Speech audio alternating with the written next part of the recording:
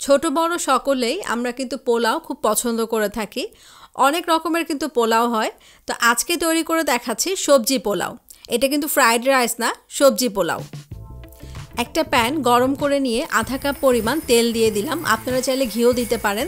দুটো তেজপাতা টুকরো করে দিয়ে দিলাম, 2 টুকরো দারচিনি, 4টা এলাচ, 8-9টা গোলমরিচ, 2টা স্টার মশলা দিয়ে দিলাম। এটা কিন্তু একেবারেই অপশনাল। লং দিয়ে দিচ্ছি 5-6টি।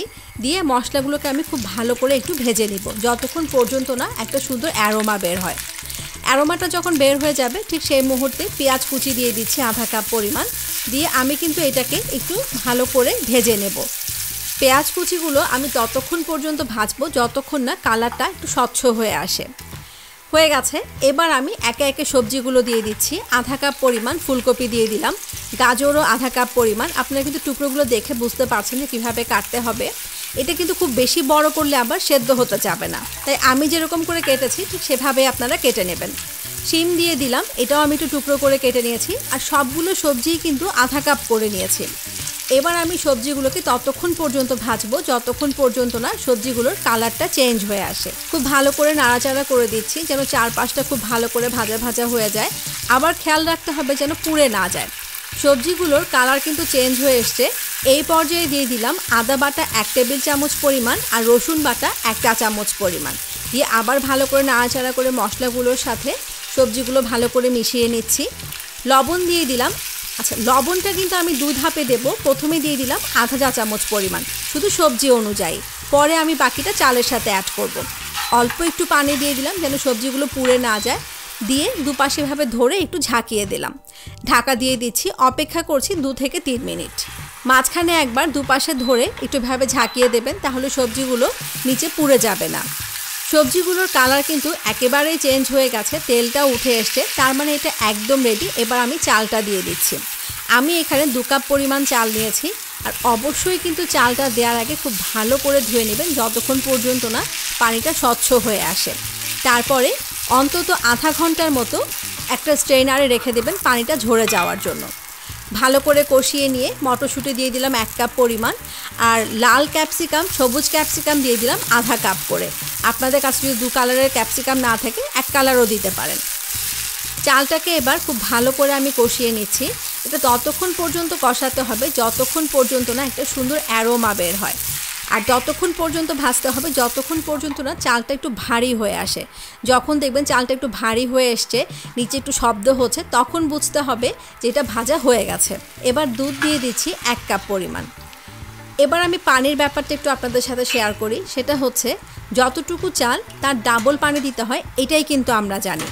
তো পোলাওতে যদি একটু দুধ দেওয়া হয় তাহলে কিন্তু পোলাওয়ের রঙটাও সাদা হয়, আবার খেতেও টেস্ট বেশি লাগে। তো সেজন্য আমি করি কি, পোলাওয়ে যদি 2 কাপ চাল নেই 4 কাপ পানির বদলে 3 কাপ পানি দেই আর 1 কাপ আমি দুধ দেই। আচ্ছা, এখানে যেহেতু আমরা সবজি অ্যাড করেছি সেহেতু আমাদের পানিটা একটু বেশিই লাগবে। যখন আমরা সবজি অ্যাড করব তখন হবে 1 কাপ চালে 2.5 কাপ পানি। ঠিক সেই অনুযায়ী পানি দিলাম 4 কাপ আর দুধ দিলাম 1 কাপ। এবার আমি লবণ দিয়ে দিলাম বাকি 1 চা চামচ পরিমাণ।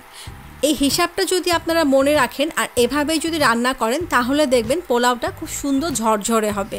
কয়েকটা কাঁচামরিচ একটু চিড়ে দিয়ে দিচ্ছি শুধুমাত্র ফ্লেভারের জন্য। একটু নাড়াচাড়া করে দিচ্ছি। এবার ঢাকা দিয়ে অপেক্ষা করছি যতক্ষণ পর্যন্ত না পানিটা একটু শুকিয়ে আসে। আমার ঢাকনাটায় কিন্তু একটা ফুটা আছে, তো আমি একটা লং দিয়ে ফুটাটাকে বন্ধ করে দিলাম। দেখতে পাচ্ছেন পানিটা কিন্তু শুকিয়ে গেছে। এটা কিন্তু একদম শুকিয়ে যায়নি, মানে পানিটা চালের গায়ে গায়ে আছে।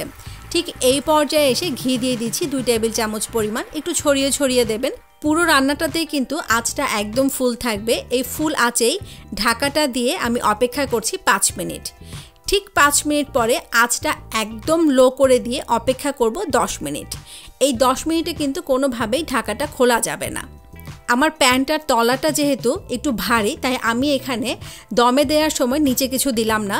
যদি আপনারা নর্মাল প্যানে রান্না করেন তাহলে কিন্তু অবশ্যই নিচে একটা তাওয়া দিয়ে তারপরে দমে দেবেন।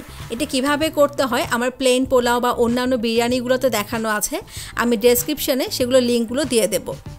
হয়ে গেছে, দেখতে পাচ্ছেন পোলাওটা কিন্তু অনেক সুন্দর ঝরঝরে হয়েছে আর বেশ কালারফুলও কিন্তু লাগছে দেখতে। চালগুলো দেখেই কিন্তু বুঝতে পারছেন একটা চালও কিন্তু গলে যায়নি। পরিবেশনের সময় অবশ্যই কিন্তু পোলাওটা একটু মিক্স করে নেবেন আর খুব চেষ্টা করবেন গরম মশলাগুলো অ্যাভয়েড করতে। অনেক মায়ের কিন্তু অভিযোগ থাকে যে তাদের বাচ্চারা সবজি খেতে চায় না। তো আমার দৃঢ় বিশ্বাস এভাবে সবজি দিয়ে যদি আপনারা পোলাও রান্না করে দেন, বাচ্চারা অবশ্যই এটা পছন্দ করবে। অবশ্যই রান্না করবেন। ভিডিওটাতে লাইক দিতে কিন্তু আপনারা একদমই ভুলে যাবেন না। অবশ্যই সবার সাথে আমার এই রেসিপিটা শেয়ার করবেন। আমাদেরকে দোয়া করতে কিন্তু একদমই ভুলবেন না। সবাই ভালো থাকবেন। ধন্যবাদ।